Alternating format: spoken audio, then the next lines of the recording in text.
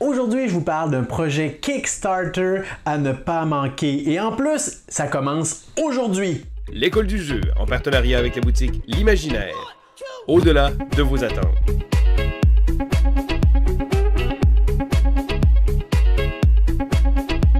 Hey, salut la gang, c'est JP pour l'école du jeu et aujourd'hui je suis très content de vous parler d'un projet Kickstarter que j'ai eu le bonheur de vous présenter il y a de cela déjà quelques mois alors que j'avais une copie du prototype entre les mains. Je vous parle du jeu Nouvelle-France signé par Jacques-Dominique Landry, un jeu qui nous est proposé par l'équipe de Jack Bro qu'on connaît pour avoir travaillé entre autres sur Vikingar. Et donc j'ai eu la possibilité de vous présenter les règles du jeu il y a de cela déjà quelques mois. Vous êtes nombreux à avoir visionné cette vidéo et vous étiez nombreux surtout à être impatients et à attendre la sortie du Kickstarter. Eh bien, ce moment est arrivé. J'avais décidé de ne pas inclure ma critique à la fin de la vidéo des règles pour ne pas alourdir celle-ci. Je vous ai donc tout simplement présenter les règles. Après avoir filmé cette vidéo, j'ai eu l'occasion d'y jouer à quelques autres reprises et c'est pourquoi je m'étais dit que j'allais vous présenter la vidéo de ma critique au moment de la sortie du Kickstarter, ce qui est techniquement aujourd'hui même. Alors, si vous voulez des informations au sujet de la campagne, vous n'aurez qu'à suivre le lien qui va apparaître dans le coin juste ici de l'écran ou sinon, le lien sera dans la description de la vidéo. Vous pourrez aller jeter un coup d'œil à la campagne Kickstarter pour voir les informations en lien avec le jeu, les règles complètes, la version officielle, le matériel, les coûts, les frais de port et tout ça, tout le blabla sera donc dans le lien vers la campagne. Mais aujourd'hui, je vous propose surtout ma critique, vous partager un peu mon ressenti qui se base sur les différentes expériences de jeu que j'ai pu avoir avec celui-ci. Et là, bien évidemment, je n'ai plus la copie entre les mains. Hein. Vous savez ce que c'est lorsqu'on... peut-être que vous ne le savez pas en fait, mais lorsqu'on produit un prototype, ça coûte excessivement cher et on essaye le plus possible de le faire circuler d'un reviewer à l'autre, tout simplement. Alors lorsque j'ai eu l'occasion d'y jouer à quelques reprises, que j'ai tourné la vidéo, je l'ai envoyé tout simplement à quelqu'un d'autre. Et donc, je vous fais part de mes impressions. Je dois d'abord dire que j'ai fait un total de 5 parties, dont 3 de celles-ci à 4 joueurs et 2 de celles-ci à 2 joueurs. Donc, je vais pouvoir vous donner un peu d'informations sur ces deux configuration-là. Premièrement, il faut savoir que côté production, le prototype que j'avais était tout simplement de qualité wow. Les blocs en bois qui se manipulent bien quand même, qui sont très colorés, les couches de neige, tout ça. Et là, d'ailleurs, ça m'amène à faire une petite pause sur ce que je suis en train de vous dire. Si vous n'avez pas vu la vidéo que j'ai faite au sujet des règles, ce serait beaucoup plus pertinent si vous alliez d'abord jeter un coup d'œil aux règles du jeu, à cette vidéo qui vous expliquera rapidement comment jouer et par la suite, vous viendrez finir cette vidéo où je vous donne mon avis parce que je vais faire référence à des éléments de jeu qui peuvent peut-être ne pas faire de sens si vous ne comprenez pas à quoi je fais allusion. Alors, allez écouter la vidéo des règles et revenez entendre mon avis par la suite.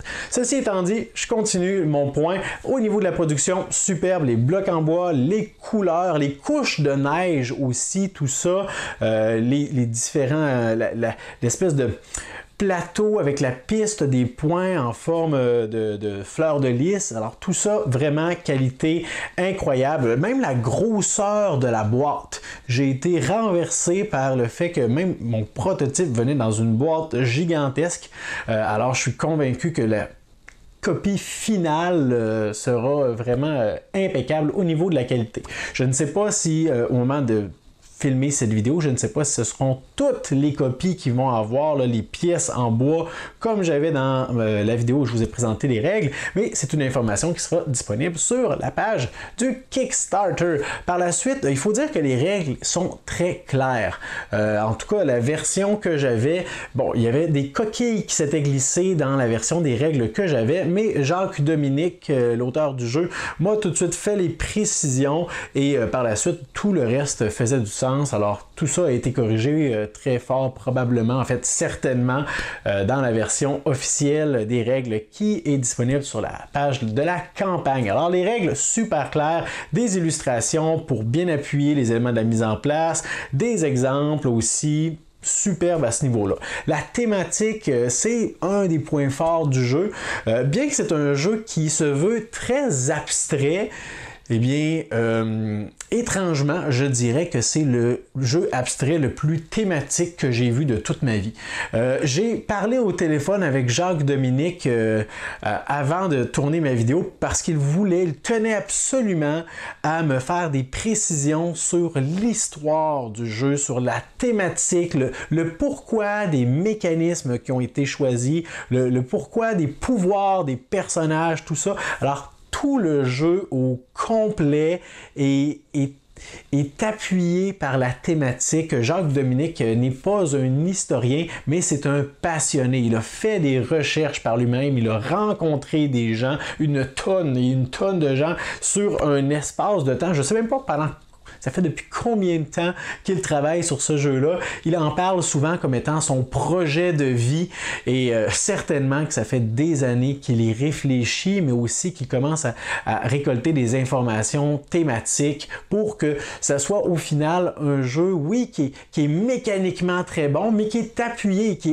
est intégré avec la thématique pour au final ne faire qu'un. Alors côté thématique, franchement, on peut pas reprocher quoi que ce soit. En tout cas, moi je suis pas historien, là, je connais pas même si j'enseigne l'histoire de la Nouvelle-France et tout ça, je ne suis pas calé en la matière, mais moi, je trouve que la totale est très, très bien appuyée par la thématique.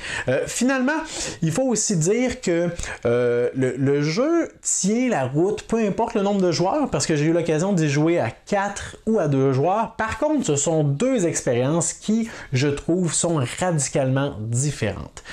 J'ai beaucoup plus apprécié mes parties, en fait, à 4 joueurs, bien que j'ai beaucoup apprécié mes parties à 2 joueurs. Je vous explique pourquoi. C'est que dans les configurations à 2 joueurs, on va se trouver surtout en espèce de situation un peu comparable aux échecs. Alors, je vais faire un placement et tu vas réagir à ce placement-là. Et on a toujours 3 lieux sur lesquels on peut construire. Souvent, quand un joueur va construire sur un bâtiment, je vais être porté à aller construire sur le même bâtiment que lui pour prendre avantage de ma couleur sur la pièce qu'il vient de placer. Alors que dans une configuration à 4 joueurs, ou en fait, juste pour terminer ce que j'étais en train de dire, la configuration à 2 joueurs, l'autre scénario, c'est qu'on construit chacun dans notre coin. Alors, tu construis sur ton bâtiment, je construis dans le mien, puis un bâtiment qu'on n'utilise pas trop au début, qui va peut-être faire plus de sens plus tard dans la partie. Et dans une configuration à 4 joueurs, c'est un peu l'inverse, parce que là, on est 4 à placer des pièces. Alors, je place une pièce, t'en places une, il en place une, elle en place une, et là, c'est à moi. Donc, ça devient une espèce de course aux opportunités. On surveille les opportunités de dire, OK, ce joueur-là a placé une pièce ici, celui-là est venu juste à côté. Oh, ça vient de me créer une jolie opportunité avec une rangée de deux cubes de ma couleur. Si je place celui-là, j'en aligne 4, ça serait excellent. Alors, on est un peu comme en réaction à ce que les autres font, beaucoup plus que dans une partie à 2 joueurs. Alors, c'est pourquoi j'ai trouvé que c'est encore plus intéressant, tout simplement.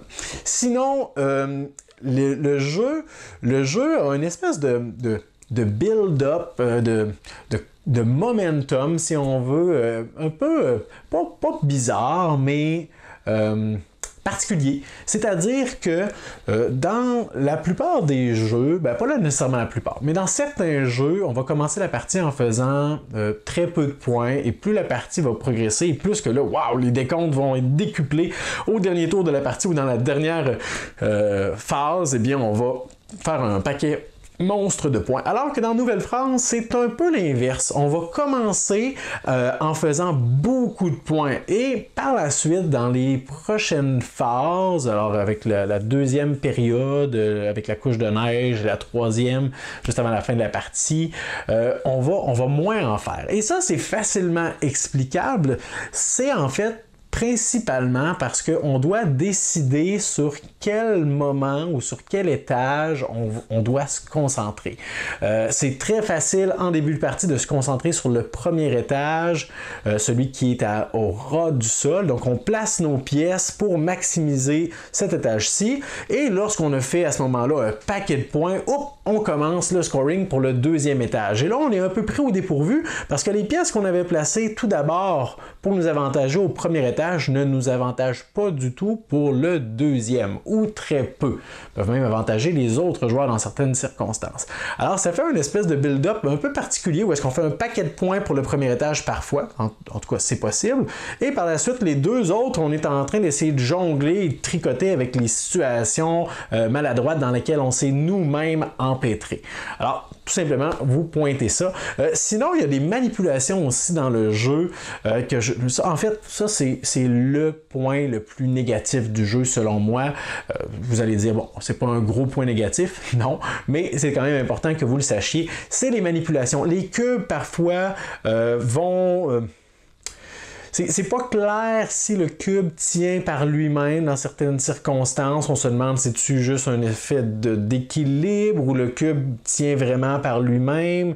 Donc il faut que les cubes soient, les blocs en fait soient très bien équilibrés. Mais la manipulation la plus particulière, c'est vraiment les espèces de gros blocs de neige. Les étages de neige qu'on vient squeezer, qu'on vient encastrer autour de nos constructions. Les blocs qu'on a mis avec beaucoup de vigilance, qu'on a placé soigneusement, et la disposition dans laquelle ils sont est cruciale. Si un bloc ou deux de ces blocs s'écroulent et qu'on n'a pas exactement la même construction, ça peut venir changer totalement le décompte des points. Alors lorsqu'on vient à poser nos couches de neige, les blocs sont toujours un peu chambranlés et on risque toujours de les faire tomber. Il faut procéder avec beaucoup de précautions et de délicatesse. C'est facile d'y aller et de le faire comme il faut, mais c'est une manipulation qui est parfois difficile. Et il y a l'aspect tridimensionnel aussi qui est très intéressant selon moi, mais pour qui certaines personnes, c'est peut-être difficile de visualiser justement cet aspect-là tridimensionnel. Et j'ai recueilli des commentaires des autres joueurs qui étaient autour de la table, et ça, c'est quelque chose qui est ressorti parmi le feedback. Sinon, côté manipulation ou élément particulier, c'est qu'on a le bâtiment militaire, j'oublie complètement le nom, ça m'échappe, qui est le seul bâtiment avec des emplacements où deux carrés, deux emplacements de blocs se chevauchent. On a à ce moment-là une espèce de chevauchement très particulier. Il y a une règle, justement, dans le livret qui nous explique comment on doit traiter ces deux emplacements-là. Alors, il y en a un de chaque côté de la redoute. C'est la redoute militaire. Et ça m'a un peu comme froissé au début parce que je trouve que ce placement-là, il y a deux seules exceptions. Et je me disais, pourquoi mettre deux exceptions? Pourquoi pas avoir des règles uniformes partout? Ça serait beaucoup plus simple parce que là, on se demande toujours, c'est-tu légal comme placement ici? Si mon bloc chevauche? Est-ce qu'il a le droit de s'accoter sur ce cube-ci? Et j'en ai parlé à l'auteur, donc, et Jacques Dominique m'a répondu avec la plus grande honnêteté que la seule raison pour laquelle il y a ces deux exceptions, c'est que c'est pour reproduire, encore une fois, la thématique, la forme d'une redoute militaire. C'est fait comme ça. Et le fait de devoir mettre des coins plutôt qu'une espèce de toit en biais ou en oblique, ça aurait comme dépassé la thématique, la forme, la physionomie d'une redoute militaire. Alors, je me disais, bon, ça tient la route, ce qu'il est en train de me dire, la thématique prime. Donc, je suis prêt à accepter justement ces deux exceptions. Et au final, une fois qu'on a tout simplement compris comment ça fonctionne, et bien par la suite, la partie se déroule normalement et les prochaines aussi. J'ai effleuré un petit peu le sujet, mais j'aime beaucoup les trois personnages, les trois rôles qu'on peut utiliser à certains moments. Comment il s'appelle déjà? Il y a le Huron, il y a la fille du roi et le coureur des bois. Le coureur des bois, c'est vraiment mon préféré parce que quand on l'utilise, on doit crier « Coureur des bois » et là, ça met une espèce de stress à savoir qui va crier en premier pour aller siphonner les points à un autre joueur. on n'en enlève pas à l'autre joueur de cette façon-là, mais on va profiter du fait qu'il a marqué beaucoup de points pour nous aussi en faire. Alors, très intéressant.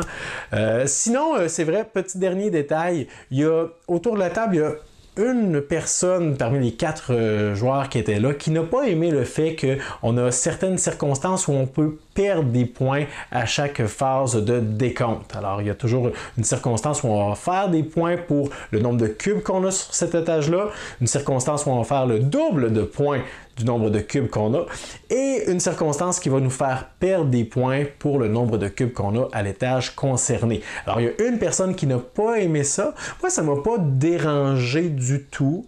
Mais bon, c'est quand même quelque chose que je veux vous faire part. Alors, voilà ce que j'avais à vous dire sur Nouvelle-France. N'hésitez pas à vous formuler vos commentaires sous la vidéo. Allez bien évidemment jeter un coup d'œil à la campagne Kickstarter qui est présentement en ligne. Envoyez-nous un pouce vers le haut. N'hésitez pas à partager cette vidéo si vous jugez qu'il s'agit d'un jeu qui mérite plus d'attention et abonnez-vous à notre chaîne si ce n'est pas déjà fait. Alors moi, je vous dis merci pour votre écoute et à la prochaine.